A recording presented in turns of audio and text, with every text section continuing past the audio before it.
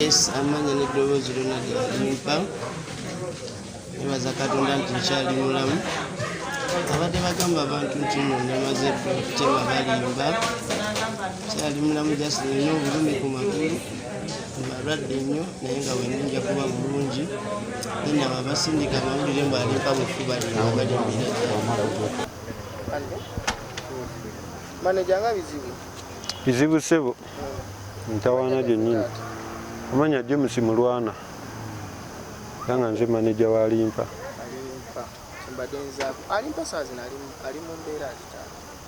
Alimpa basawo bamukozeeko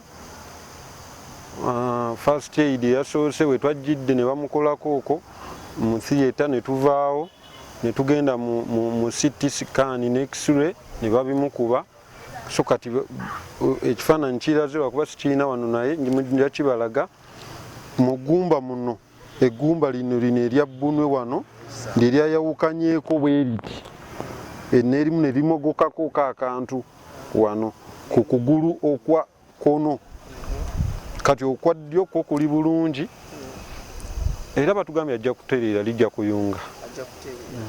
Kasawa zino sente byendabirira muliwo mutya akasente era kakwekwatakwata naye waba yasobodde otuwaayo omukisa gw'obuyambi tujja kweyanza ninga n'abasawo bwe bakyakole tulabe ekizaako. Mama Fiina zeeko wano n'atuwaayo $2,000,000 so kati ne tubadde nga tutambuza naye ng'era bwaba alina obuyambi tubwetaaga tukyabwetaaga. tuwuliddeko waliwo sente ezizze nezitalambulukibwa.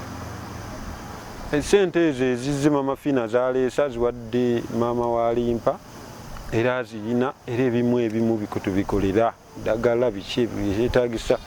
Tewaliwo zibulankanye kuba tuwulidde tewaliwo zibulankanye lwakuba muna ebigambo by'abantu nabyo oyinza obutabyesiga nnyo tewali zibulankanye.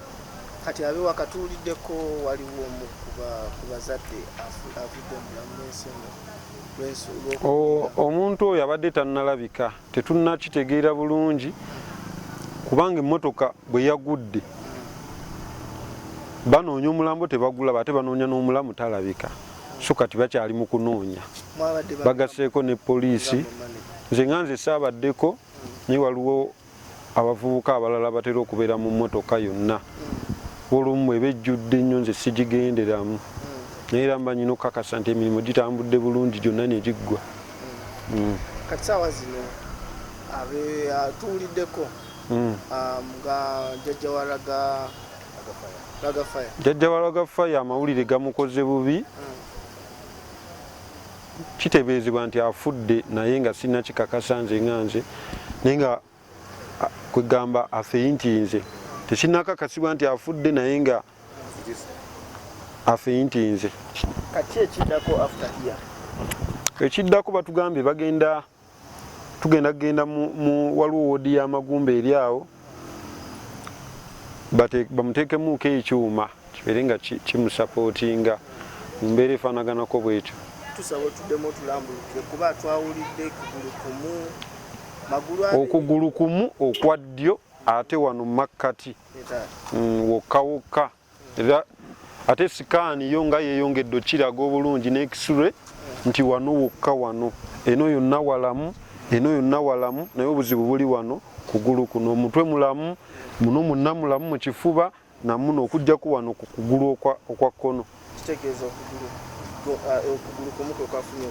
Ate nga si nnyo lwakuba munnaye tosobola kumanya okugulu okwo ate kwamekuseeko eggumba erimu lyamekuse era libajjemu mu theatre wano we twasookedde. Kati gwe ng'ayingidde ate ye Lagafaya ali atya? Lagafaya nyaba embeera ya Lagafaya eri etya? Mukyalo ono mbadde nsaba gumba mugibuuze nnyo kubanga yamubaddeko mbadde nnyo eno naye nga ono yamuliko mukyala Namagembe. Maama Lagafaya kati yali atya? Lagafaya ajja kuba bulungi. Nabe tuwuliddeko balina bye bamuggyeemu. Lagafaya tebalina kye bamuggyeemu. Lagafaya teyafulumiza musaayi talina kiwundu alinako akawundu katono nnyo wano just kifuba kino kimuluma bamututeeko mu sikaani X-ray ne bamukebera munda naye nga talina buvune bwonna. Kati gwokola nze ndi mama wa Lagafayo omuto mwana asenga wange kozi omulala Rogers ate yali mu mbeera embi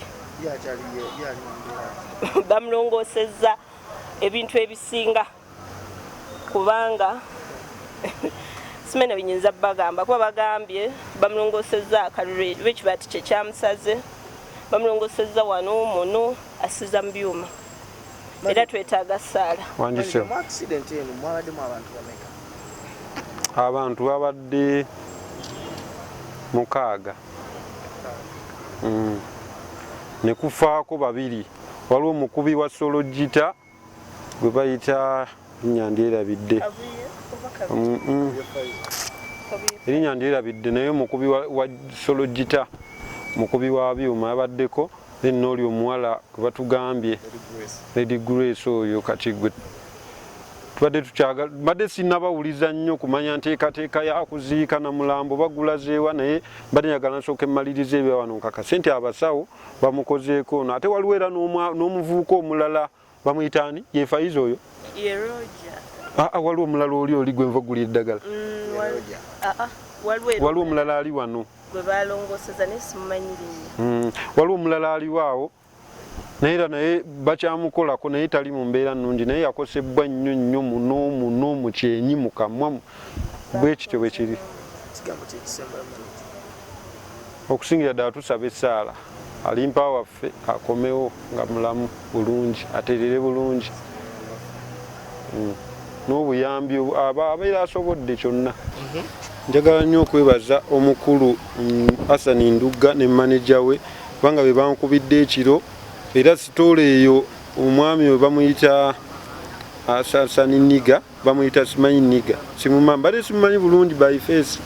Omwami we yaralengedde emmotoka wansi mu luwonko ng'egudde ng'abalala emmotoka ziyitawo omwami n'agamba nti nengera emmotoka eri n'ayimiriza emmotoka mwe babadde Hassan Ndugga n'agasooke tulaba abantu bali yagenza okutuuka mu mmotoka ng'alabamu alimpa ng'amumanyi era yatasaanyiza akatambi akasoose n'agamba Ndugga n'abakozi be bonna abalala abayimbi ne bava mu mmotoka n'abateeka mu mmotoka n'abaleeta mu malwaliro abalala nga babagoba paka yatusize emulago era Ndugga oyo teyakomye okwo n'afaayo ku buli omu okulaba nti afuna omusawo at least nafuna obujjanjabi busookebwako. Mwami Ndugga byonna gy'oli kozi goli wabamweyana sebo tweyanziza tweyanzeeke oba bamweyana yaba akwongera akwongere sebo tweyanziza tweyanzeeke oba Katonda yakuwa omutima ogwo tumusiimye nnyo tweyanziza sebo tojjanga okwo.